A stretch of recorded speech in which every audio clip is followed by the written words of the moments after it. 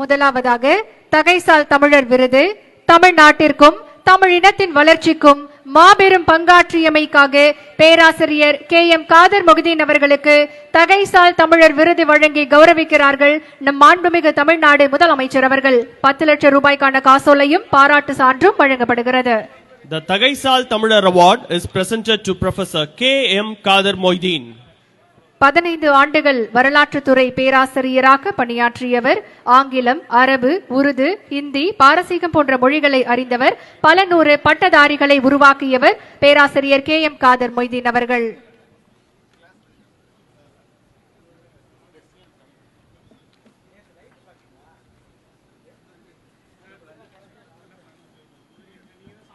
திரு KM Kader Mohideen அவர்களுக்கு காசோலை வழங்கி சிறப்பு செய்கிறார்கள் நம்முடைய மாண்புமிகு தமிழ்நாடு முதலமைச்சர் அவர்கள்.